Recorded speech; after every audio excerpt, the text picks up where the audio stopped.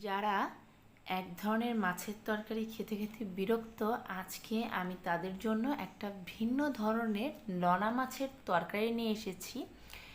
এই রেসিপিটা রান্না করা খুবই সহজ আর খেতেও কিন্তু খুবই ভালো লাগে। আশা করি আপনাদের ভালো লাগবে। প্রথমে এখানে নলা মাছ পরিষ্কার করে ধুয়ে আমি একটু লবণ আর হলুদ দিয়ে মাছগুলোকে মেখে রেখেছি। আমি যখনই কোনো মাছ রান্না করি একটু চেষ্টা করি সামান্য লবণ আর হলুদ দিয়ে মাছটাকে কিছুক্ষণ মেখে রেখে তারপর রান্নাটা করার, তাতে করে মাছে কোনো আষ্টে বা বাজে গন্ধ আসে না। আপনারাও এই ফর্মুলাটা অ্যাপ্লাই করবেন।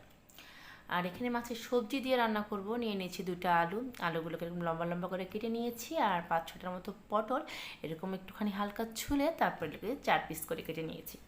পটলটা কিন্তু সম্পূর্ণ ছুলে ফেলা যাবে না, তাতে করে একদমই গলে যাবে। এই আলু আর পটল দিয়েই আজকে আমি এইভাবে মাছের তরকারিটা রান্না করে আপনাদের দেখাবো। কড়াইতে আমি দিয়ে দিলাম সর্ষের তেল। যেহেতু একটু ভিন্নভাবে রান্নাটা করছি, সাদা তেলের পরিবর্তে আমি একটু সর্ষের তেল দিয়ে এই তরকারিটা রান্না করব, যেটা খেতে ভীষণ ভালো লাগে। তেলটাকে প্রথমে খুব গরম করে আমি যে মাছগুলো লবণ আর হলুদ দিয়ে মেখে রেখেছিলাম কিছুক্ষণ, সেই মাছগুলো আমি তেলের মধ্যে দিয়ে দিলাম। দিয়ে এই সর্ষের তেলে মাছটাকে আমি ভাজি করব।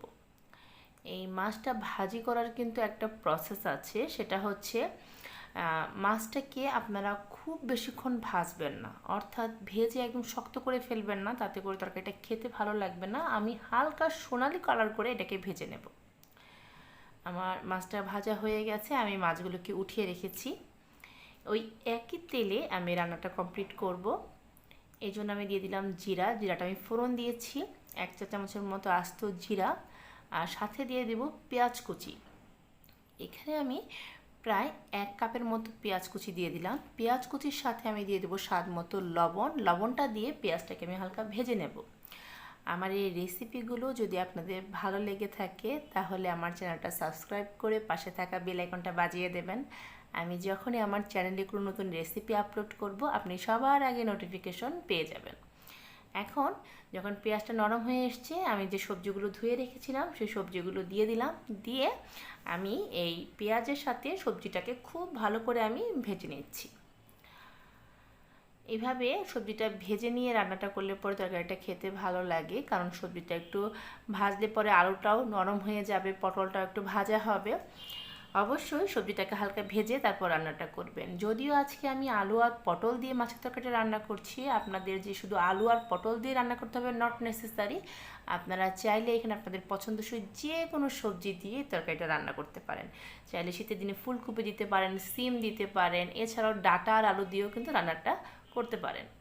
এখানে আমি দিয়ে দিলাম হলুদ গুঁড়ো 1 চা চামচের মতো হলুদ গুঁড়ো, আর দিয়ে দিব 1.5 চা চামচের মতো শুকনো মরিচের গুঁড়ো। মরিচ গুঁড়োটা অবশ্যই হলুদের চেয়ে একটু পরিমাণে বেশি দিতে হবে, যেহেতু গুঁড়ো মশলা দিয়েছি মশলাটা পুড়ে যাওয়ার একটা সম্ভাবনা থাকে, তাই সামান্য জল দিয়ে মশলাটাকে খুব ভালো করে আমরা এই তেলের সাথে কষিয়ে নেব। আমি কিন্তু চুলার আঁচটাকে মাঝারিতে রেখেই এই মশলার সাথে এই সবজিটাকে খুব ভালো করে কষিয়ে নিয়েছি। যখনই কোনো মাছ রান্না করবেন বা মাংস রান্না করবেন বা যে কোনো তরকারি রান্না করবেন, যদি গুঁড়ো মশলা দিয়ে রান্না করেন বা বাটা মশলা দিয়ে যেভাবে রান্না করেন না কেন, একটু চেষ্টা করবেন সময় নিয়ে মশলাটাকে খুব ভালো করে কষিয়ে তারপর ঝোলটা দেওয়ার। তাতে করে কিন্তু তরকারির যে কালারটা আছে সেটা খুব সুন্দর আসে আর খেতেও খুব ভালো লাগে। তাই এই কাজটা আপনারা চটজলদি করবেন না যে মশলা দিয়ে সাথে সাথে ঝোল দিয়ে দিলাম, একটু না কষিয়ে রান্নাটা করে ফেললাম, তাড়াতাড়ি হয়ে যাবে, দেখবেন মশলার একটা কাঁচা বাজে একটা স্মেল আসবে, আর তাছাড়া রঙটাও সুন্দর হবে না। আমি যখনই এরকম তরকারি রান্না করি, সেটা মাছ হোক বা মাংস, আমি মশলাটাকে খুব ভালো করে কষিয়ে নিই, তারপর আমি রান্নাটা করি। আমার কিন্তু খুব ভালোভাবে কষানো হয়ে গেছে, তেল উপরে ভেসে উঠেছে। এখন যে মাছগুলো আমি হালকা ভেজে রেখেছিলাম সেই মাছগুলো আমি এখানে অ্যাড করে দিলাম। যদিও আজকে নলা মাছ দিয়ে আমি সবজিটা রান্না করছি, আপনারা চাইলে নলা মাছের পরিবর্তে যে কোনো মাছ দিয়ে, সেটা বড় মাছ হতে পারে বা ছোট মাছ হতে পারে, এই সেম প্রসেসে সর্ষের তেল দিয়ে এইভাবে সবজি দিয়ে মাছটা রান্না করবেন। আশা করি আপনাদের ভালো লাগবে। মাছ দিয়ে এখানে আমি ঝোলটা দিয়ে দিচ্ছি। নলা মাছে কিন্তু পাতলা টেলটেলে ঝোল হলে পরে খেতে ভালো লাগে না, সেটা বুঝে আমি ঝোলটা দিয়েছি। এখানে অবশ্যই ঝোলের পরিমাণটা একটু কম দেবেন, যাতে করে মাছটা হালকা সিদ্ধ হয় আর একটু মাখা মাখা গ্রেভি থাকে। খুব একটা পাতলা ঝোল রেখে নামালে পরে এটা খেতে ভালো লাগবে না। এই এবার ঝোল দিয়ে আমি খুব ভালো করে তরকারিটাকে মিক্সড করে দিচ্ছি।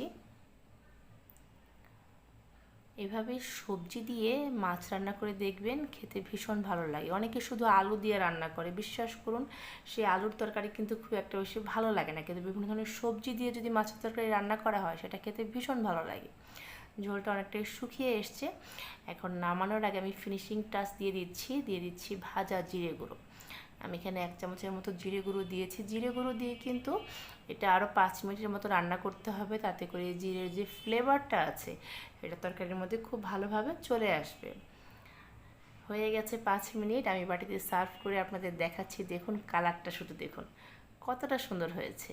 এইভাবে সিম্পল ওয়েতে আপনারা রান্নাটা করবেন, আশা করি আপনাদের এই মাছের তরকারিটা ভালো লাগবে।